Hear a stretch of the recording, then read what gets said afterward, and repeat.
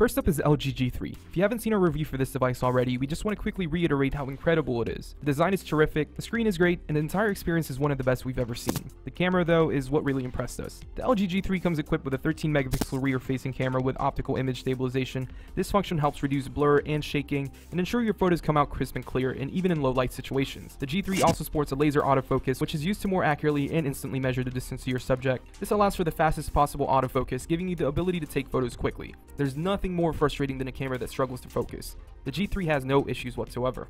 Also, beside that 13 megapixel shooter is a dual LED flash, which promises better illumination and even more natural tones. Digging a little deeper to the G3, it's also capable of shooting video, of course including 4K Ultra HD. The Galaxy S5 on the other hand sports a slightly bigger 16 megapixel sensor along with a single LED flash. Samsung doesn't include OIS, though the company does provide digital stabilization, which uses software enhancement to provide shake-free video and crisper images. It can film in 4K too, which is where the digital stabilization really comes in handy.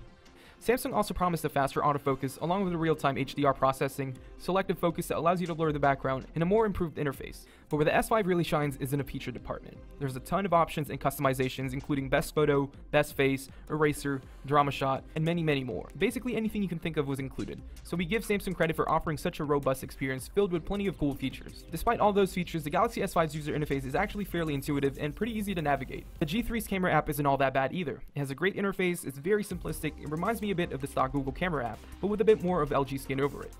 All the menus and settings are pretty easy to swipe through too. All the necessary settings and shooting modes are just a click away.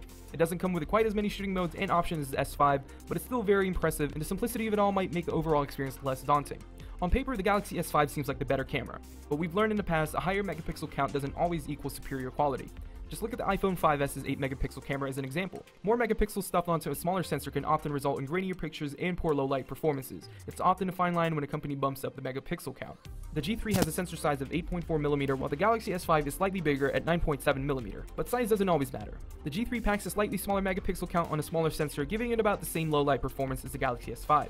And in real world testing, it seems that the G3's OIS really helps in low light situations. The camera can shoot in a slower shutter speed and a lower ISO to give it a nicer and cleaner look. Low light shots on the Galaxy S5 seems to have more noise on the image, and the color reproduction doesn't seem to match what we naturally see in person or produced by the G3.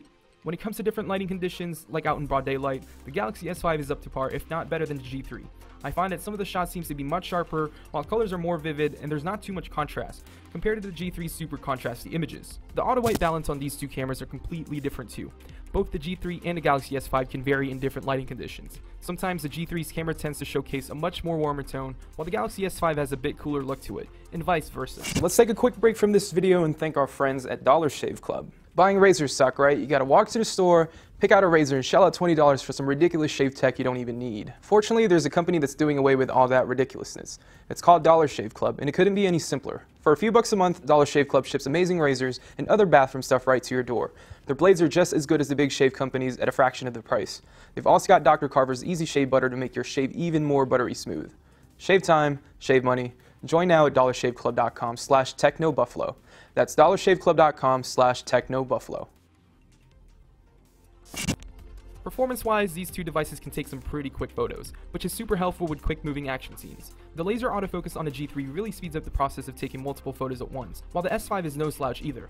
A lot of shots I've taken on the G3 seems to get the proper exposure. It's not too overexposed and not too underexposed, while the Galaxy S5 on the other hand seems to be overexposing some shots, and the images tend to get a bit washed out. Though in broad daylight, they're both great. When it comes to video, both devices are pretty much identical. They can both film in 4K Ultra HD and slow motion 720p video. But I find that the G3 once again dominates in this section thanks to its OIS. There's less camera shakes and the jello effect isn't so noticeable. The mic on both these devices are pretty good too. They're not the best, but definitely still good enough for everyday use. We already posted our 4K video tests on our channel, so we'll leave a link down below to both camera tests in full 4K so you can see for yourself the overall quality that these two devices output. So to wrap things up, I'm definitely going to have to go with the LG G3 on this one. It's got great autofocus speeds, it's got the optical image stabilization. Even though it has less megapixels, that really shouldn't matter to you guys since you're not printing anything and you're just going to post it online.